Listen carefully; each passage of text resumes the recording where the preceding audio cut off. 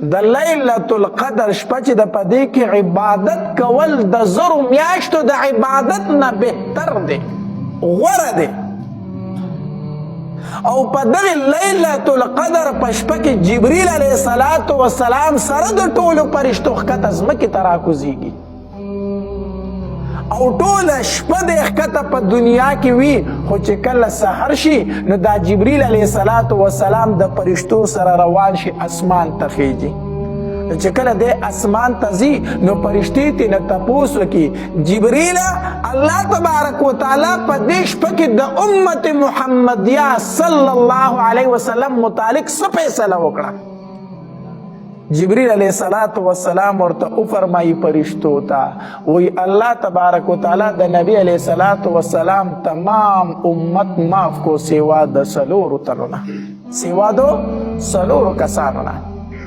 صحابه کرامو تپوس کو وی د الله پاک پیغمبر هغه څلور کسان څوک دي؟ دا بدبخت څوک دي چې د لیلة القدر په شپه باندې هم د مغفرت نه کیږي؟ دا کوم بدبخت انسان دی؟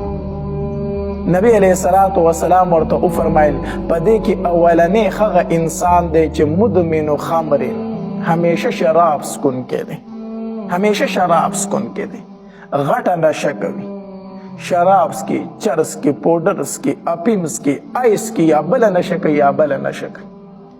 نو د لیلة القدر په شپه کې الله تبارک وتعالی تمام انسانانو ته بخنه کوي، خو شرابي انسان، نشئی انسان ته به الله څه نه کوي؟ بخنه نه کوي. دویم نبی علیه السلام وفرمایل وعاق لوالدیه، د مور او پلار نافرمان ته په دې شپه باندې الله بخنه نه کوي. د کم بچی نه چې مور خپه ده، د کم بچی نه چې پلار خپه دی، دی د لیلة القدر په شپه باندې راغلی دی، په تهجد ولاړ دی، الله ته جاړي فریاد کوي، الله ما معاف کا، الله ما معاف کا، الله ما معاف کا. الله تبارک وتعالی فرمایي نه دی بخما، تا په کور کې سپینګیره پلار خپه پریښه او ما ته راغلی ولاړې، نه دی بخما تا په کور کې بوډۍ مور خپه پریښه او ما ته راغلی ولاړې. وعاق لوالدیه، د مور او پلار نافرمان بچی ته په لیلة القدر کې مغفرت نه کیږي. ځکه حدیث مبارک کې راځي نبی علیه السلام نه صحابي تپوس وکړو د الله پاک پیغمبر په ما باندې د پلار څه حق دی؟ نبی علیه السلام ورته وفرمایل ای زما صحابي واوره، د رب رضا د پلار په رضا کې، د رب خفګان د پلار په خفګان کې. لنډه خبره دا ده، پلار رضا رب رضا، پلار خپا رب خپا، لنډه خبره ده، لنډه خبره. نو دویم پکې چاته بخنه نه کیږي؟ وعاق لوالدیه، د مور او پلار نافرمان بچی ته، د کم بچی نه چې مور خپه ده، د کم بچی نه چې پلار خپه دی، د لیلة القدر په شپه کې ورته الله بخنه نه کوي، د اختر په شپه باندې ورته الله بخنه نه کوي، په شب براءت کې ورته الله بخنه نه کوي. نو دویم نبی علیہ السلام فرمایل وعاق لوالدیه. او دریم نبی علیہ السلام فرمایل قاطع رحم، خپلولی کټ کون کې، خپلولی پرې کون کې انسان الله تبارک وتعالی دته د لیلة القدر په شپه باندې بخنه نه کوي. دی راغلی دی، ښه شپه ده، د لیلة القدر شپه ده، په جماعت کې په تهجد ولاړ دی، الله ته جاړي، الله ما معاف کا، الله ما معاف کا. الله تبارک وتعالی فرشتو ته وایي ای فرشتو دته صبر وکئ، دی مه معاف کوئ، د خپلولي کټ کړې ده، کو چېرته خپلولي جوړه کړه خو بیا به یې معاف کو، ورنه نه یې معاف کومه، نه یې معاف کومه. خپلولي کټ کوونکي، خپلولي پرې کول، خپل کولی کټ کول دا ګناه کبیره ده. حدیث مبارک کی راضی کله چې دا صله رحمی دا خپل ولی الله تبارک وتعالی پیدا کړه، دی د الله په دربار کې شکایت وکړه، الله زه دې ولی پیدا کړم؟ ما ته پته ده چې خلک ما نشي پاللی، ما به خلک په دنیا کې پرې کوي د یو بل سره، الله زه دې ولی پیدا کړم؟ الله تبارک وتعالی ورته وفرمایل ای خپل ولی ستا سره زما یوه وعده ده، هغه وعده مې در سره دا ده په دنیا کې چې ته چا وپاللې زه به یې په خپلو رحمتونو کې پټ کړم، چا چې ته په دنیا کې پرې کړې زه به یې د خپل رحمت نه پرې کړم. د دې وجې نه حدیث مبارک کې راځي په میدان محشر کې به دا خپل ولی د الله د عرش ته لاندې وي او دا به یو اواز کوي الا من وصلني وصله الله الا من قطعني قطعه الله. الله په دنیا کې چې چا پاللی وما نن په خپل رحمتونو کې پټ کا. الله په دنیا کې چې چا پرې کړی وما نن د خپل رحمت نه پرې کا.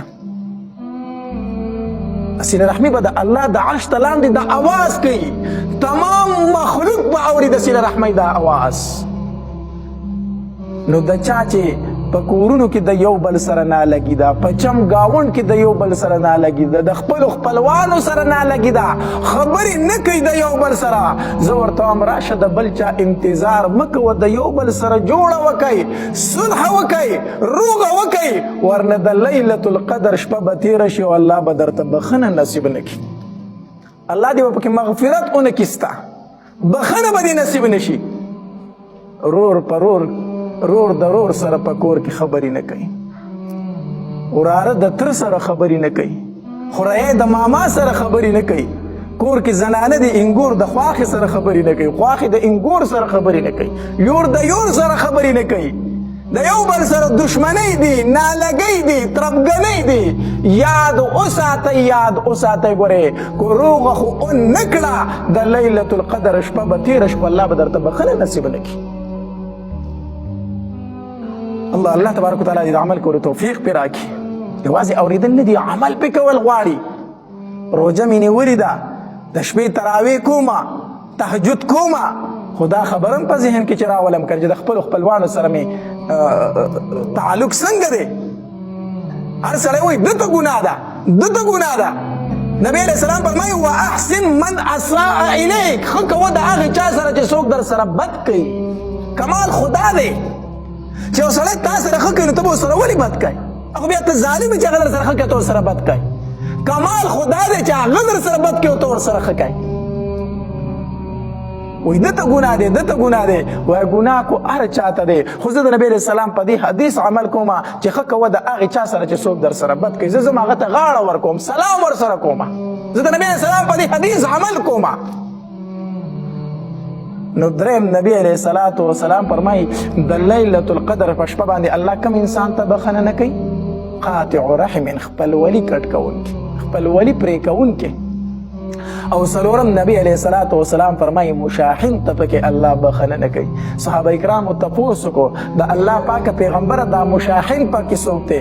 نبی علیه الصلاة والسلام وفرمایل حسدګر انسان، کینهګر انسان. کم انسان کی چې کینه ده، په کم انسان کی چې حسد دی، الله تبارک وتعالی پکې دته بخښنه نه کوي، دته مغفرت نه کوي. حسدګر انسان، کینهګر انسان ته پکې الله بخښنه نه کوي. حسد چې دی دا ګناه کبیره ده، ته دې نه ځان وساتئ. حدیث مبارک کې راځي نبی علیه الصلاة والسلام فرمایي وایي دا حسد د انسان نیکۍ داسې خوري، داسې خوري لکه وچو لرګو ته چې تیلې ووایي. څنګه چې دا اور دا وچې لرګي ختموي، دغه شانتې حسد د انسان نیکۍ ختموي. الله دا حسد دا د الله په فیصله باندې اعتراض کول دي، ځکه دا غټه ګناه ده. دا د الله په تقدیر اعتراض کول دي. الله تعالی کور درکړي، الله تعالی بنگله درکړي، الله تعالی گاډي درکړي، الله تعالی حسن درکړي دي، او دا بلوي الله دا دی ولې ورکړي دي؟ دا دی ولې ورکړي دي؟ یعنی د مطلب دا دی نعوذ بالله چې د الله په خپل فیصله کې خطا دی. نعوذ بالله. حسد ګناه کبیره ده، سخت ګناه ده، د انسان نیکۍ ختموي.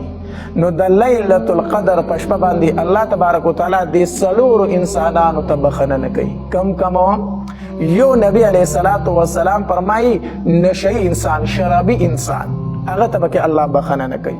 دویم نبی علیه السلام فرمایي وعاق لوالدیه، د مور او پلار نافرمان. او دریم نبی علیه السلام فرمایي قاطع رحم، خپل ولی کټ کوونکی انسان. او څلورم نبی علیه الصلاة والسلام فرمایي مشاحن، کینهګر، حسدګر انسان. نو د لیلة القدر شپه رونو را روانه ده، الله دې مونږ ټولو ته نصیب کړي، الله دې مونږ ته نصیب کړي. خو ورونو ګورئ دا څلور ګناهونه به مخکې د هغې نه پرېږدو، ورنه د لیلة القدر شپه به تېره شي او الله به راته بخښنه نصیب نه کړي.